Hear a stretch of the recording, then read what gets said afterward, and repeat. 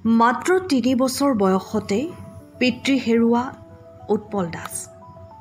তেতিয়াৰে পৰা জীৱনে তেওঁক প্ৰতিটো খোজতে ঘাত প্ৰতিঘাতৰ সন্মুখীন কৰাইছে। মাকৰ অসীম সাহস, ত্যাগ আৰু কঠোৰ পৰিশ্ৰমৰ ফলত দুখ কষ্টৰ মাজেৰেই উৎপল দাস ডাঙৰ দীঘল হ'বলৈ সক্ষম হয়। জীৱনৰ সেই কষ্টৰ অভিজ্ঞতাৰেই তেওঁ আনৰ দুখ বুজিব পৰা হৃদয় গঢ়ি তোলে। লাহে লাহে উচ্চ শিক্ষা অৰ্জন কৰি নিজকে সুশিক্ষিত হিচাপে গঢ়ি তোলা উৎপল দাস জীয়াই থাকিবলৈ মাথো নিজৰ বাবে নহয়, সমাজৰ দুখীয়া লোকৰ বাবে। নিজৰ দুখ কষ্টৰ মাজতো তেওঁ জটিল ৰোগত আক্ৰান্ত হোৱা বহু লোক, বিশেষকৈ কেঞ্চাৰ ৰোগী আৰু শিশু ৰোগীক সহায়ৰ হাত আগবঢ়াই আহিছে। ২০০০ চনৰ পৰাই সমাজ সেৱাৰ মহান বাটত আগবাঢ়ি অহা উৎপল দাস এতিয়া কেৱল এজন সাংবাদিক নহয়, এজন সহানুভূতি সম্পন্ন সমাজকৰ্মী। তেওঁ নিউজ নাও চেনেলৰ মুখ্য সম্পাদক হিচাপে মানুহে মানুহৰ বাবে নামৰ অনুষ্ঠানৰ জৰিয়তে দুখ দুৰ্দশাগ্ৰস্ত ব্যক্তিৰ কাহিনী জনসাধাৰণ আৰু চৰকাৰৰ ওচৰলৈ তুলি ধৰি বহু লোকক সহায় লাভ কৰোৱাৰ দিশে আগবাঢ়িছে। এই অনুষ্ঠানৰ জৰিয়তে কেইবাগৰাকী জটিল ৰোগত আক্ৰান্ত ৰোগী আৰু তেওঁলোকৰ পৰিয়াল সৈত্যক সহানুভূতিৰ পোহৰ, চিকিৎসা, আৰ্থিক সহায় আৰু মনোবল লাভ কৰিছে।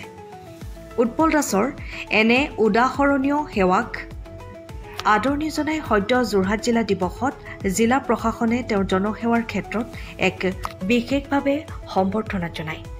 ৫৮ বছৰ বয়সত উপস্থিত হোৱা উৎপল দাসৰ জীৱন এখন উৎসাহদায়ক কাহিনী। ৩ বছৰ বয়সতে পিতৃহাৰা হোৱা সেই ল'ৰাটোৱে আজি হাজাৰ হাজাৰ দুখীয়া পৰিয়ালৰ মুখত হাঁহি বিলাব পৰা এজন আদৰ্শ সমাজকৰ্মী। তেওঁৰ জীৱন কাহিনী এক প্ৰেৰণা, সহানুভূতি, দায়িত্ববোধ আৰু মানৱতাৰ। যোৰহাটৰ পৰা অনুপম বৰাৰীপুৰ, পোহৰ এবিধ।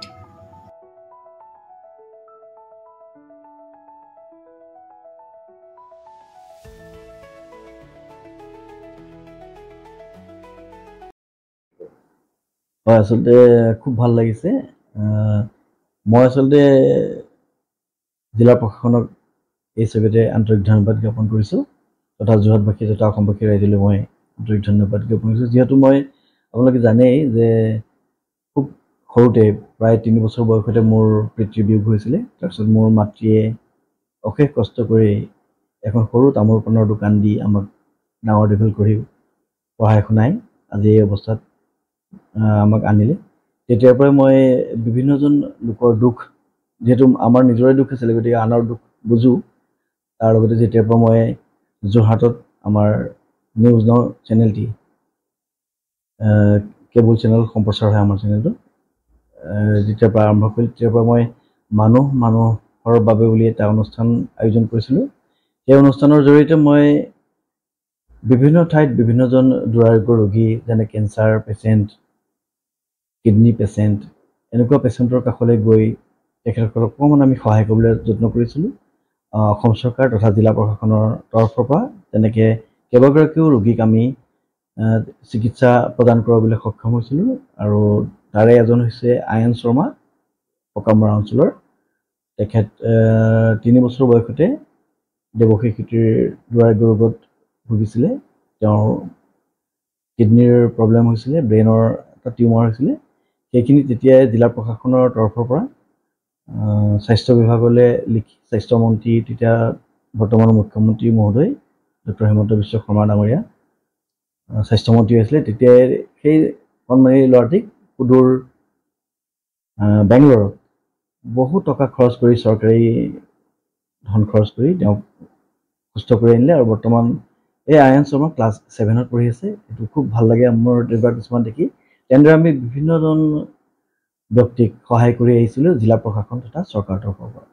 আৰু আজি মই ভাবিছোঁ সেই সকলোৰে আশীৰ্বাদত মই জিলা প্ৰশাসনৰ তৰফৰ পৰা এটি সম্বৰ্ধনা পাবলৈ সক্ষম হ'লোঁ। গতিকে এই সম্বৰ্ধনাটি আচলতে মই তেওঁলোকৰ শ্ৰীচৰণত উৎসৰ্গা কৰিছোঁ তথা অসমবাসী তথা যোৰহাটবাসী ৰাইজলৈ এই সম্বৰ্ধনাটি উৎসৰ্গা কৰি আগলৈও মই ভগৱানে শক্তি দিয়ক এনেদৰে মই ৰাইজৰ কাম কৰি যাবৰ বাবে। ধন্যবাদ।